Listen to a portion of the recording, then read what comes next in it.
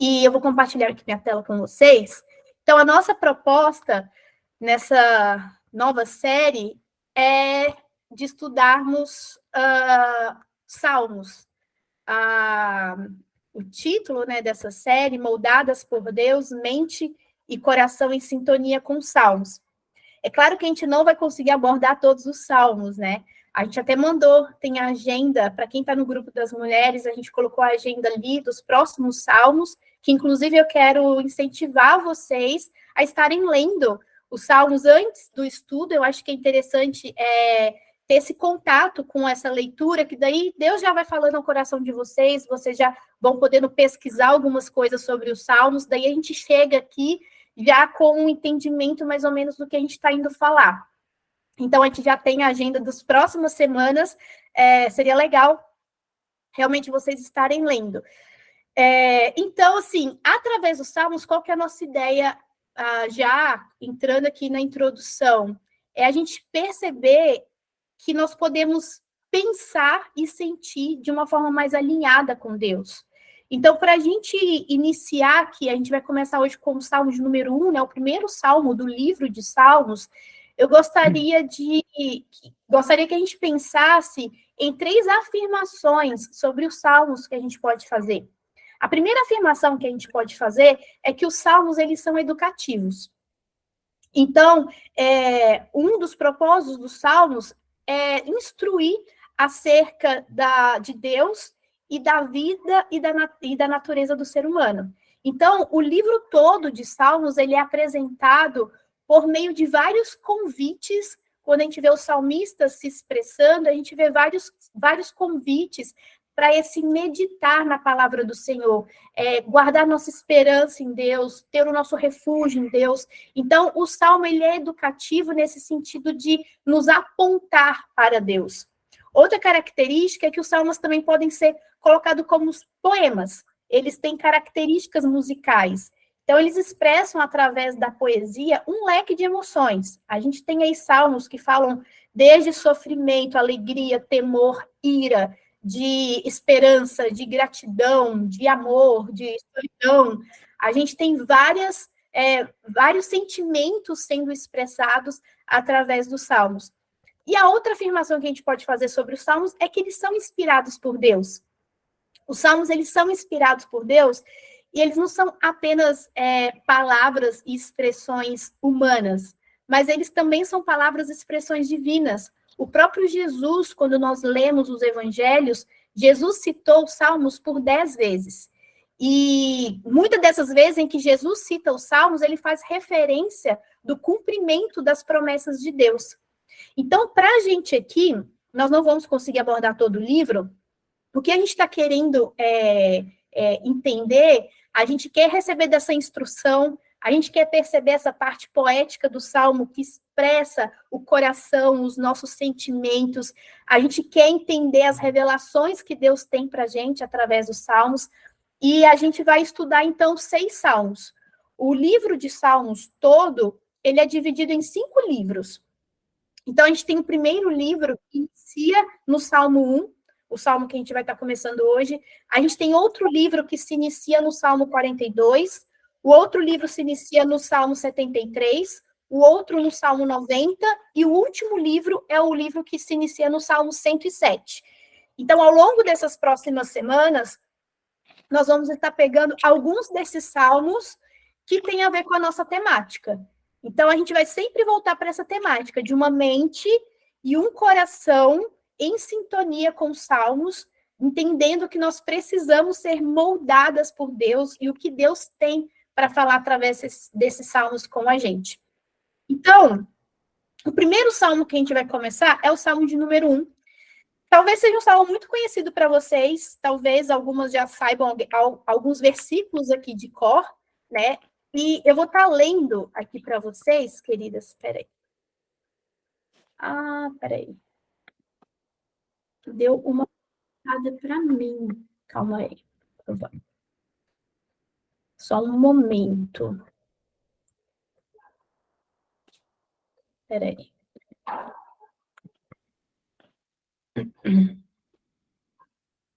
Acho que deu alguma coisa errada. Vocês estão vendo a minha tela? Sim. Sim, tá tudo certinho, Lara. Peraí.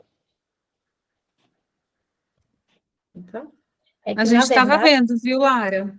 Estava vendo, agora sumi. Peraí. Eu vou compartilhar de novo. É que aqui fechou tudo para mim. Calma, que agora vai dar certo. Isso porque a gente fez isso só umas 10 vezes, mas tudo bem. Entrou. Entrou? sim, certinho. Estamos vendo bonitinho. Então. Mas eu não. Não? Mas você não.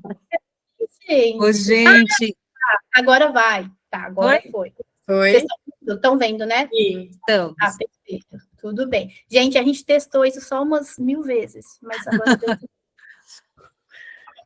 Tá bom, ok. Vamos lá.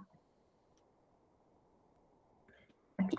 Então, Salmo de número 1, eu vou estar lendo na NVI, tá, gente? É a versão que normalmente a gente usa na igreja. Talvez, se você tiver com uma outra versão aí, o que pode acontecer são algumas palavras só que vão estar diferentes, mas nada que vai alterar, assim, aquilo que a gente está querendo passar hoje. Então, vamos lá. Como é feliz aquele que não segue o conselho dos ímpios, não imita a conduta dos pecadores, nem se assenta na roda dos escarnecedores. Ao contrário, sua satisfação está na lei do Senhor, e nessa lei medita dia e noite. É como árvore plantada à beira de águas correntes, dá fruto no tempo certo e as suas folhas não murcham. Tudo que ele faz prospera. Não é o caso dos ímpios, são como palha que o vento leva. Por isso os ímpios não resistirão no julgamento, nem os pecadores na comunidade dos justos. Pois o Senhor prova o caminho dos justos, mas o caminho dos ímpios leva à destruição. Então, como eu falei, esse salmo, talvez para algumas, seja um salmo muito conhecido, talvez você já tenha lido ele, e como ele é um salmo pequeno, a gente vai conseguir aprofundar um pouco mais os versículos por versículos. Talvez nos próximos estudos a gente não consiga fazer isso pelo tamanho dos salmos, mas a gente vai tentar absorver, queridas, o máximo que a gente puder dentro dessa perspectiva de mente e coração moldados por Deus através desses salmos. Então, o Salmo de número 1, a gente vai começar aqui no nosso primeiro versículo. Olha o que ele diz. Como é feliz aquele que não segue o conselho dos ímpios, não imita a conduta dos pecadores e nem se assenta na roda dos zombadores. Nesse primeiro salmo do livro de Salmos, a gente já tem a base de toda essa série que a gente vai estar estudando, então, relacionada a pensamentos e sentimentos. O meu ponto de partida que eu queria trazer aqui para você, primeiro versículo, é para a gente começar a pensar com uma questão.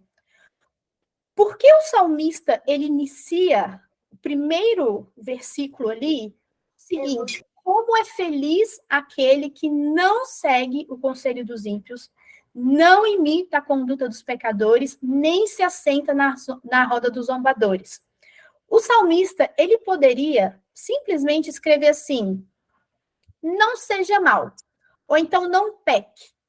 O salmista, ele poderia simplesmente dizer como é feliz aquele que não pratica maldade, como é feliz aquele que não peca contra Deus, ou como é feliz aquele que não desobedece a Deus. Ponto. Ele poderia ter simplesmente trazido de uma forma que iria abranger o nosso pecado, a nossa maldade, e ponto. Feliz aquele que não desobedece a Deus. Mas olha que interessante que o salmista faz. Ele é bem cirúrgico, ele é bem específico em algumas coisas. Ele fala não siga, ele fala não imite, ele fala não se assente com esse tipo de pessoa ou nesse tipo de lugar. Mas olha que interessante o que ele quer trazer para a gente. O que ele está trazendo, o que ele está salientando para a gente é o tipo de influência que normalmente a gente tem. O salmista, ele não está falando aqui, queridas, de uma coisa que não é normal para a gente. Ele não está chamando a nossa atenção para uma situação que não faz parte da nossa realidade de vida, que não faz parte do nosso convívio, não faz parte das nossas lutas. Na verdade, o salmista está trazendo uma coisa aqui que é a nossa realidade, às vezes é a nossa luta, às vezes são as nossas condutas mesmo. E aí, fica a minha primeira pergunta para a gente, partindo da nossa perspectiva de leitura dos Salmos, e partindo desse primeiro salmo, desse primeiro versículo, os nossos pensamentos e sentimentos, eles serão moldados pelo conselho dos ímpios? Os nossos pensamentos e sentimentos serão moldados pela roda daqueles que permanecem? Ou os nossos pensamentos e sentimentos serão moldados pela instrução do Senhor, pela palavra do Senhor, pela revelação do Senhor?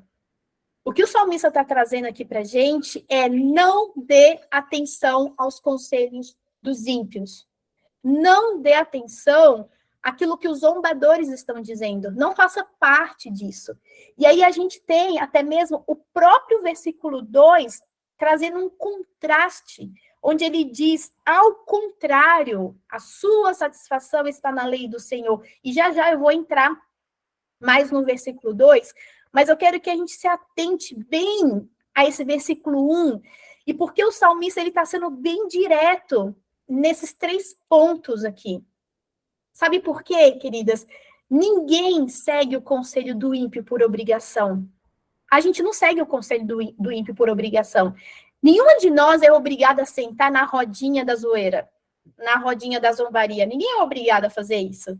A gente escuta o conselho do ímpio e a gente se assenta nessas rodinhas porque, às vezes, no fundo, é o que a gente quer. Porque, às vezes, no fundo, aquele lugar vai estar falando coisas que nós gostaríamos de falar e, às vezes, a gente não fala. E aí a gente consegue se isentar, porque pelo menos tem outras pessoas falando, mas eu não falei. Não saiu de mim. Mas a rodinha, o lugar, o ambiente, ali tá assim, mas assim, da minha boca não saiu. E às vezes a gente escuta, a gente segue, a gente se atenta para alguns conselhos, porque é o conselho que a gente gostaria de ouvir. E a gente precisa pensar isso porque, às vezes, as pessoas estão dizendo exatamente aquilo que a gente quer ouvir. Eles estão aconselhando aquilo que nós gostaríamos de ouvir. A nossa carne, a nossa vaidade, o nosso ego. E o salmista aqui, ele está sendo bem cirúrgico em relação a essa questão da gente se atentar o que a gente imita, o que a gente segue, aonde a gente está e o que a gente está colocando, aonde a gente está colocando o nosso coração ali para se alimentar, os nossos ouvidos para se alimentar. Então, esse é o primeiro ponto que eu queria deixar aqui para a gente em relação a essa conduta que a gente quer ter e de como a gente quer cuidar da nossa mente e de como a gente quer cuidar do nosso coração. A gente precisa se atentar a isso. E o salmista, ele já começa, então, falando a respeito dessa questão. Tem um antropólogo, ele é filósofo antropólogo, ele é cristão, francês, ele nasceu na década de 20, e o nome dele é René Girard. E ele defende uma teoria que é chamada de desejo mimético. Eu vou ler para vocês aqui o que ele fala, né? Possuindo um vazio existencial aterrador, o homem procura, na observação do outro, do que o outro possui, do que o outro aparenta, uma forma de saber quem ele mesmo é e como sente-se pleno. Portanto, para ser ele mesmo, esse homem necessita tomar conhecimento do outro. Aí entra o desejo mimético, onde esse desejo somente se faz possível pela intermediação do que é e deseja um outro. O que significa isso? O que o desejo mimético é, que esse antropólogo, inclusive esse cara, ele escreve várias coisas nessa perspectiva dele, dessa imitação, ele escreve várias coisas relacionadas à nossa vida cristã. E o que ele está trazendo, o que ele traz para nós, ele fala que a razão, esse desejo mimético é a razão de você e eu, mesmo que inconsciente, aos poucos nós passamos a consumir, passamos a comprar, passamos a expressar, ou seja, a gente passa a desejar da mesma forma que as pessoas que nós admiramos fazem. A gente passa a querer o que as pessoas querem, a gente passa a fazer o que as pessoas fazem, porque a gente acredita que daquela forma elas são felizes. Então, a gente começa a imitar nessa expectativa e nessa tentativa de chegar naquilo que a gente acha que elas são, o que a gente acha que elas têm. Por isso que a gente tem aí o marketing, as propagandas, as vendas, as modas, os padrões que são seguidos, porque essa influência de que assim que é bom, assim que é bonito, assim que dá certo, assim que você vai ser feliz, é dessa forma. Então, a gente tem moda que vai e volta, a gente tem vários padrões que precisam ser seguidos para que funcione da forma correta, e a gente entra nessa tentativa desse desejo mimético de imitar aquilo que a gente considera que de fato é bom, que de fato transparece alegria, que de fato transparece poder e etc. Então, esse seria o desejo mimético. Por isso, segundo essa teoria, é tão importante a gente escolher com quem a gente anda e quem a gente segue. Só que é exatamente isso que a Bíblia já estava falando há muito tempo, antes dessa teoria. A gente corre o risco de querermos, de almejarmos o caminho do ímpio, porque pode ser que nós estamos observando esse caminho de muito perto. Talvez a gente está observando esse caminho de tão perto que o nosso coração começa a ser tentado. Talvez a gente está flertando tão próximo ao caminho do ímpio que às vezes a gente já nem consegue separar mais o que é, o que não é, o que Deus gostaria, o que não gostaria, até onde que é minha carne que está falando mais alto, o meu ego, o meu orgulho, a minha vaidade e os padrões desses séculos que são impostos para a gente. A gente corre esse risco de às vezes estar tão próximo e o nosso coração começa a ser seduzido e a ser tentado, e aí a gente começa com as nossas lutas internas. E aí eu trouxe para vocês uma imagem aqui na tentativa de expressar um pouco dos vários padrões e talvez das principais crises que nós, enquanto mulheres, também a gente enfrenta, de coisas que são impostas para a gente, de como deveria ser, de como a gente deveria fazer, do que a gente deveria pensar. A nossa principal motivação quando a gente acorda de manhã, qual deveria ser essa principal motivação? O que a gente está buscando? A gente às vezes é engolido por essa falsa ideia de onde está essa alegria, de onde está realmente as nossas conquistas, aonde está realmente o nosso prazer, e às vezes a gente se vê flertando com essas coisas. E eu queria que a gente pensasse, só considerasse, quais são as duas grandes tentações que a gente poderia pensar na Bíblia, de um momento de sedução e de tentação, e a gente poderia trazer à nossa memória a história de Eva com a serpente e de Jesus com a serpente, com Satanás no deserto. E ambas as situações houve uma tentação. Satanás, ele apelou para alguma necessidade. Na tentação de Jesus, a gente vê Satanás apelando ali, principalmente para a necessidade biológica de Jesus, né, em relação à comida, mas depois disso, Satanás, ele coloca diante de Jesus uma vitrine. Imagina isso, queridas. A Bíblia fala que Satanás mostrou para Jesus o poder dos reinos deste mundo. Imagina encher os nossos olhos com toda a glória dos reinos deste mundo. Imagina todo o apelo que ele estava fazendo ali, a beleza, o esplendor, a riqueza, a exuberância dos reinos deste mundo. Se eu e você não colocarmos o nosso coração a meditar nas coisas do Senhor, é assim que os nossos ídolos vão nascendo. É assim que a gente vai flertando com essas coisas e a gente vai perdendo essa sensibilidade de estar colocando o coração naquilo que não veio de Deus, naquilo que é um ídolo, que não é o nosso Deus. A nossa segurança, a nossa referência, os nossos modelos, o nosso propósito, as nossas motivações. Então, a gente precisa pensar a respeito disso, porque o caminho, os conselhos, as tentações do ímpio podem passar a ser um desejo para a gente. E nós podemos nos dar conta de que a gente está se tornando semelhante a eles. Porque a gente passa a querer exatamente o que eles querem. E quando eu falo aqui do ímpio, eu estou falando daqueles que não estão buscando a Deus, não tem Deus como sua prioridade, não tem Cristo como seu grande alvo, não tem Cristo como o seu Salvador e como o seu Deus. E quando Deus não está ocupando o lugar dele, vários outros deuses vão ocupar. E é essa mentalidade, é esse estilo de vida que a gente não quer viver. Então, eu quero que a gente pense a respeito disso.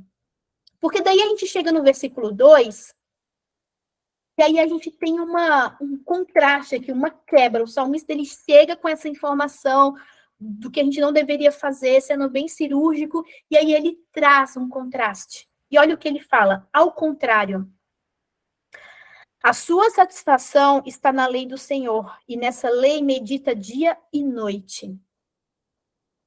É como árvore plantada à beira de águas correntes, dá fruto no seu tempo certo, e as suas folhas não murcham, tudo o que ele faz prospera. A gente vê aqui, então, um contraste. Aonde que está a alegria, aonde que está o prazer daquele que realmente busca a Deus, aonde deve estar esse prazer? A gente precisa voltar o nosso prazer na meditação e obediência da palavra de Deus. Da mesma forma que os prazeres do mundo são despertados por causa da atenção que a gente dá para eles, também os prazeres e as verdades de Deus, eles surgem na nossa vida e na nossa alma quando nós voltamos o nosso coração e a nossa mente para eles. Então, é aquela questão de aonde você está colocando o seu coração, para quem você está dando mais atenção. Enquanto a gente fica colocando a nossa atenção, o nosso tempo cada vez mais nos prazeres deste mundo, é isso que a nossa mente e o nosso coração vão querer. Quando a gente focar a nossa mente e o coração em buscar as verdades de Deus, o que Deus diz para nós, o que Ele nos orienta, ali o nosso coração e a nossa mente vão ser alimentados nessa perspectiva, a partir dessa revelação de Deus.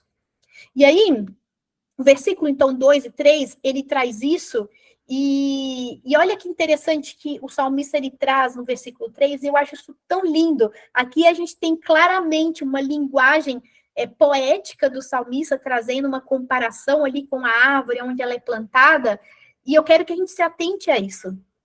O que o salmista está propondo aqui é que a gente perceba que a vida do justo é como uma árvore que dá frutos.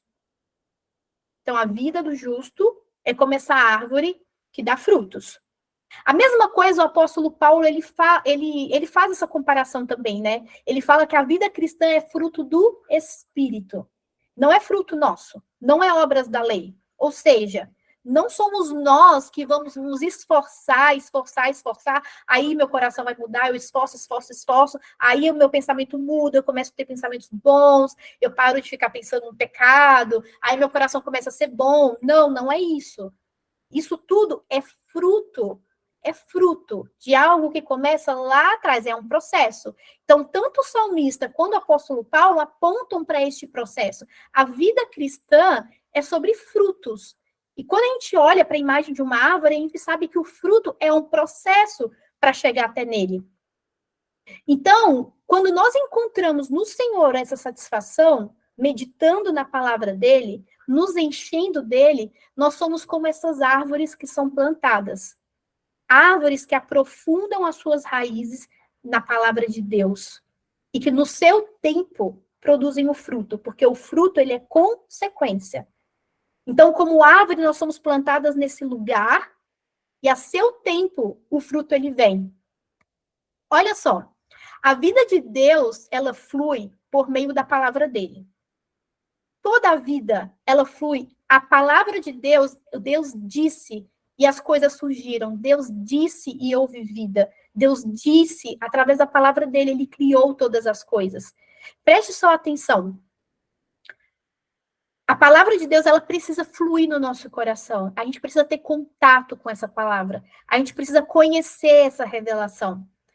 O que está dizendo que esse que medita na lei do Senhor é como uma árvore plantada junto à beira das águas correntes. Vamos pensar, um ambiente com águas correntes, tenta imaginar aí como é um ambiente com águas correntes. O que vem à mente de vocês? Um ambiente com águas correntes é um ambiente que nos remete ser propenso a gerar o quê? Vida. O salmista ele não está falando que nós seremos como árvores plantadas num lugar árido. O salmista não está falando que nós seremos como árvores plantadas num lugar difícil de criar raízes. Muito pelo contrário, o que o salmista está trazendo para a gente é algo lindo. Ele está dizendo que nós seremos plantados num lugar onde o solo garante o fruto. O que o salmista está dizendo é que nós seremos plantados num lugar aonde é propício à vida. Aquele que medita na lei do Senhor, aquele que busca conhecer a Deus, é plantado, é como uma árvore plantada num lugar propenso a gerar vida. Porque é isso que as águas correntes significam. É um lugar que tem vida. Não é um lugar árido, não é um lugar difícil de você criar suas raízes. E quem garante o fruto é o solo aonde a gente está sendo plantado.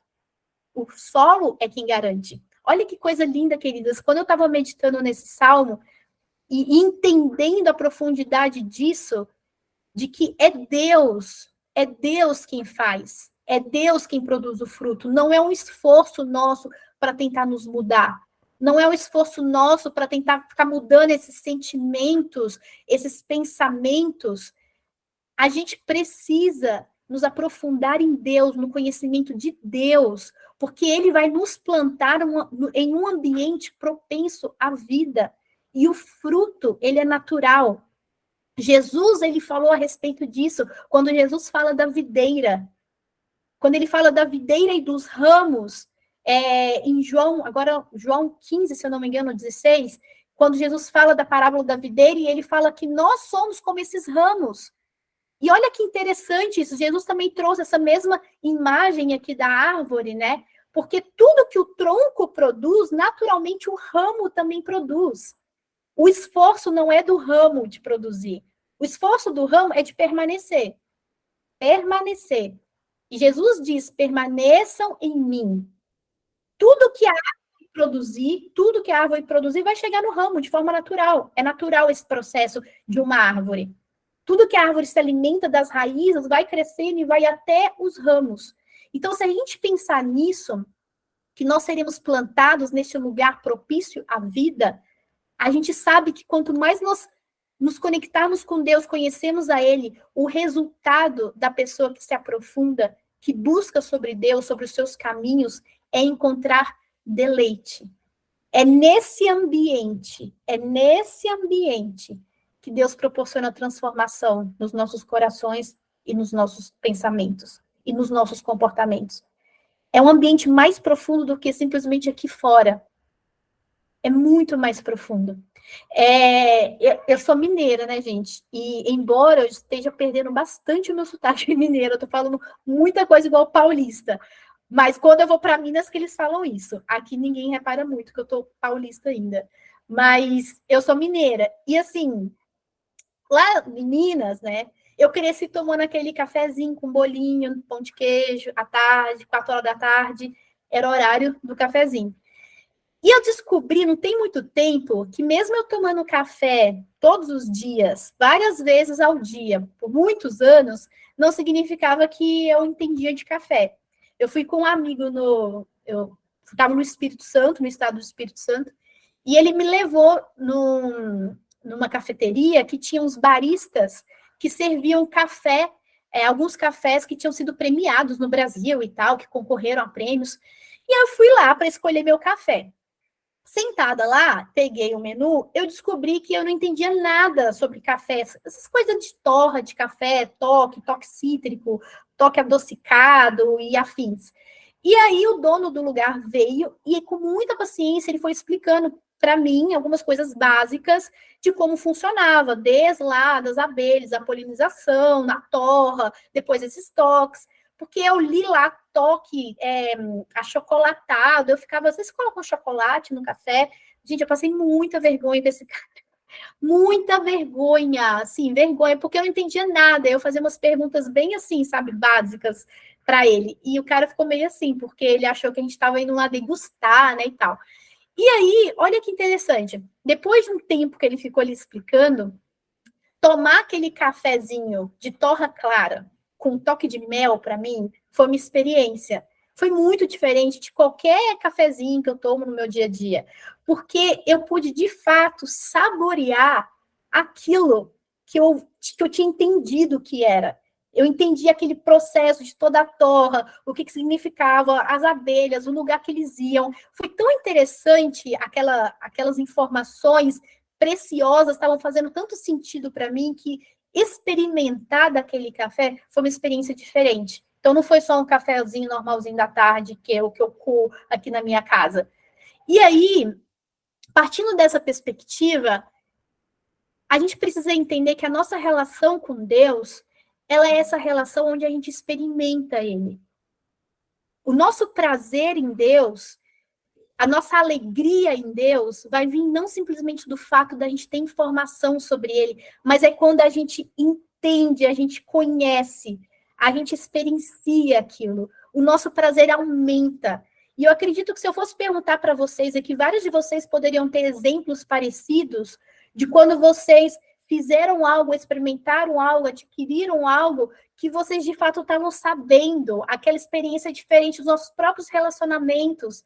Quando você se relaciona e conhece uma pessoa verdadeiramente, aquela experiência, aquele relacionamento, ele vai se tornando diferente. E aí, tem um PhD em psicologia cognitiva, o nome dele é Paul Bloom.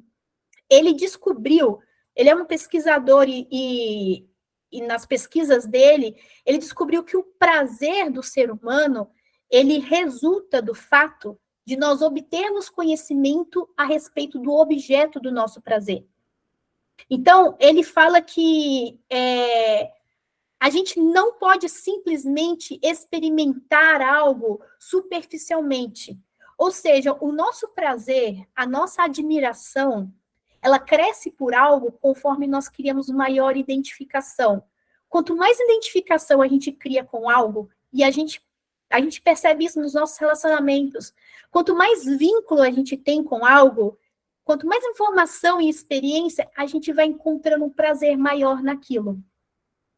E aí, pegando essa ideia do Bloom, e aqui, queridas, eu peço perdão da licença poética, porque ele utiliza o conceito de prazer, então eu peço perdão por essa licença poética pela forma que ele se expressa, mas pegando essa ideia do Bloom, o nosso prazer por Deus, ele cresce não à medida que nós temos algum tipo de contato ou meras informações, não, mas à medida que nós conhecemos ele através da sua revelação. A gente precisa experimentar Deus, olhando na palavra dele, e aquela palavra precisa ler o nosso coração.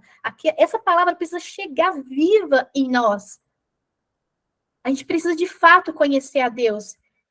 Não é simplesmente estarmos aqui, né, nas nossas reuniões de terça, ou ir num culto, ouvir uma informação, e aquela informação passa. Ah, foi bonito. Nossa, foi legal aquela pregação de tal dia. Nossa, foi muito bonita a palavra de fulano de tal.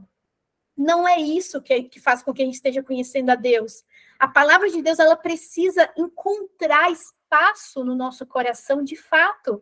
Ela precisa entrar e gerar vida, porque senão é mera informação. E mera informação não vai fazer com que o nosso relacionamento com Deus aumente. Porque é isso que a Bíblia está trazendo aqui nesse salmo, queridas. A luta nossa para evitar o conselho do pecador. A nossa luta para evitar a rodinha da zombaria. A nossa luta para evitar a influência e a sedução da mentalidade desse século que vive é uma batalha que a gente só vai ganhar por meio do prazer em Deus. Não tem outra forma. A gente só vai conseguir resistir a esse conselho dos pecadores, a essa rodinha dos zombadores, a essa influência que a gente tem, quando a gente realmente encontrar o nosso prazer em Deus. É um prazer que a gente encontra na meditação diariamente. É um relacionamento com Deus. E aí, a gente tem o próximo versículo, no versículo 6. A gente vai para o último versículo aí, que ele diz assim: pois o Senhor aprova o caminho dos justos, mas o caminho dos ímpios leva à destruição. O último ponto desse salmo que eu gostaria de trazer é de como esse primeiro salmo, ele diz acerca de Jesus.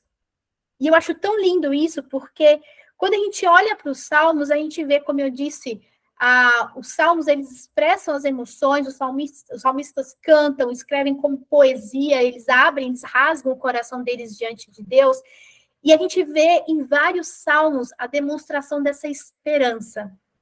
E quando a gente olha para esse salmo, aqui no versículo 6, ok, como esse salmo está apontando para a nossa esperança em Cristo? Vamos entender aqui o que o salmista está dizendo. Ele fala que o Senhor, ele aprova o caminho dos justos. Então, a gente vai ficar nessa palavra justos aqui, no versículo 6. Porque quando a gente pensa, se o Senhor aprova o caminho do justo, quem que é esse justo para o Senhor aprovar o caminho? Quando a gente pensa no justo, vamos pensar na nossa maior referência, né? Quem é o nosso maior modelo de justo? Quem pode, a única pessoa que pode dizer eu sou justo é o próprio Cristo, Jesus. Quem aqui ousadamente vai levantar sua mãozinha para dizer eu sou uma pessoa muito justa? Quem aqui vai ter essa ousadia, né? A gente sabe que Cristo é o nosso modelo de justiça, ele é o justo, é o grande justo, né? E a própria Bíblia, né, no Salmo, coloquei aqui para vocês no Salmo 14, versículo 3, a própria Bíblia fala que todos desviaram, né? O Salmo 14, versículo 3 diz assim: todos se desviaram, igualmente se corromperam, não há ninguém que faça o bem, não há nenhum sequer. Então, a Bíblia deixa bem claro se alguém estava achando que era justo, se alguém achou que fez uma coisa legal, está tentando se justificar. Não, ninguém sobra, nenhum sequer. Então, a gente pensa, como pode, então, um Deus santo e justo não nos consumir agora, porque a gente reconhece que nós somos injustos?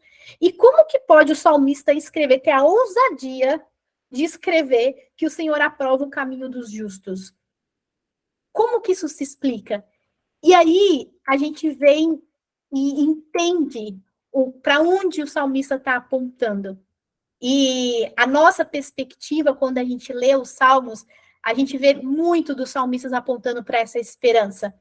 Porque os salmos, eles apontam muitas das vezes para essa esperança em Deus, essa espera em Deus, esse descanso em Deus, olhar a Deus como um refúgio, como uma fortaleza. Nós temos vários salmistas descrevendo Deus como alguém aonde eles depositam mesmo a ansiedade, o medo, a aflição, e nele está a esperança. E para o salmista aqui é exatamente isso. A esperança em Deus. Porque para nós, que já sabemos não só o fim, mas o meio da história, a gente sabe que a nossa esperança tem um nome, que é Jesus de Nazaré, o Cristo. E quando a gente pensa nisso, que Jesus é a nossa esperança, a gente entende também que Jesus é aquele que se fez pecado por nós e foi punido, que tomou sobre ele o nosso pecado, que assumiu a nossa conta, que assumiu a nossa dívida e nos justificou. Porque o nosso Deus, ele exige, sim, justiça. O nosso Deus, ele é justo, e a Bíblia fala isso. E é por isso que Cristo se entregou. E é nessa verdade, queridas, que a gente embasa a nossa vida, é nessa verdade que a gente se coloca, a gente se põe embaixo desse sangue do Cristo, do Filho de Deus que foi derramado, a gente se coloca debaixo dessa verdade e a gente entende que nós somos esses justos, não por nós mesmas. Nós somos esses justos porque nós temos aquele que nos justificou. Jesus Cristo fez justiça por nós. Ele pagou a nossa conta, ele pagou a nossa dívida. Por isso, agora, nós somos esses justos. Nós nos escondemos debaixo dessa graça de Deus através da morte de Cristo. E o que eu quero deixar para a gente, e eu já estou caminhando aqui para o final, é que a gente possa, de fato, buscar nessas próximas semanas e que a gente possa, através desse salmo e dos próximos salmos, entender que Deus está querendo alinhar as nossas mentes e os nossos corações. O salmista, ele começa chamando a nossa atenção em relação àquilo que a gente segue, aquilo que a gente imita, aonde a gente se assenta, E ele vai demonstrando para a gente aonde a gente precisa ser colocadas, aonde nós precisamos ser colocadas. E nós seremos como essas árvores. E no final das contas, no final de tudo, queridas, o que importa é a nossa esperança em Cristo Jesus, que fez por nós aquilo que a gente não consegue fazer. Porque a gente sabe que a gente tem as nossas lutas, nós temos as nossas dificuldades. E quando a gente olha para Jesus, em Cristo, ele nos fortalece, ele nos dá graça, a misericórdia dele nos alcança todos os dias. E é nessa verdade que a gente pode descansar. E eu quero incentivar vocês mesmos, queridas, a mergulhar. Volte nesse salmo depois, os pontos que a gente foi falando, deixa Deus trazer mesmo ao seu coração, medite já no salmo que a gente vai estudar na semana que vem, deixa Deus trazer alinhamento ao seu coração. Eu sei que tem pessoas que às vezes utilizam dos salmos como orações. Aqui é engraçado, aqui em casa, de vez em quando, algumas pessoas vêm aqui e perguntam para a gente, porque às vezes tem uns post-its colados pela casa, e às vezes a gente coloca alguns versículos de alguns salmos para lembrar, porque em alguns momentos a gente precisa lembrar nossa mente, o nosso coração.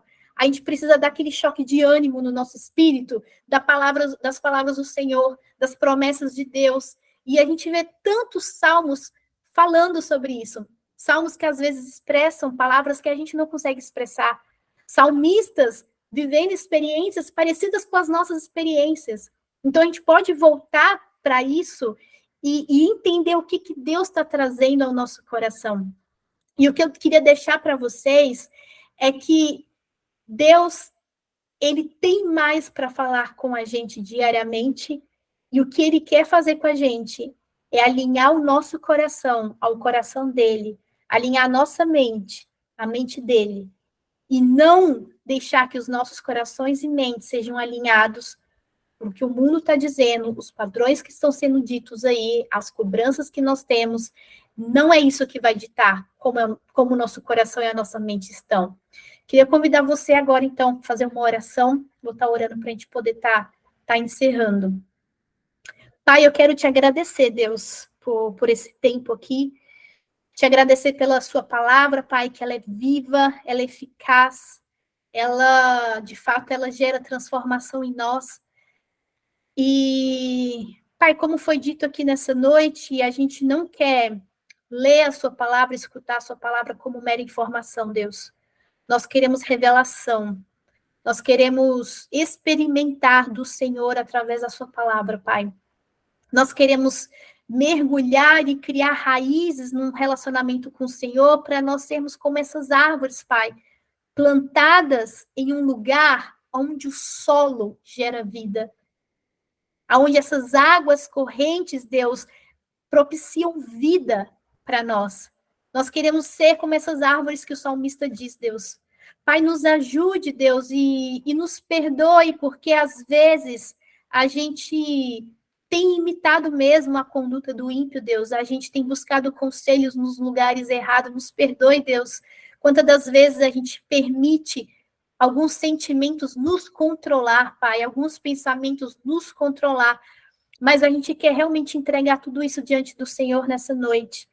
Entregar as próximas semanas em que o Senhor estará falando com a gente também através desses salmos. Fale ao nosso coração, Pai. Traga revelação, traga transformação na nossa vida. A gente quer encontrar esse ambiente, Deus, de prazer no Senhor, Deus. É assim que a gente vai vencer essa luta contra o mal, contra o pecado, Deus. É encontrando no Senhor alegria para a nossa alma, é encontrando no Senhor satisfação, Deus.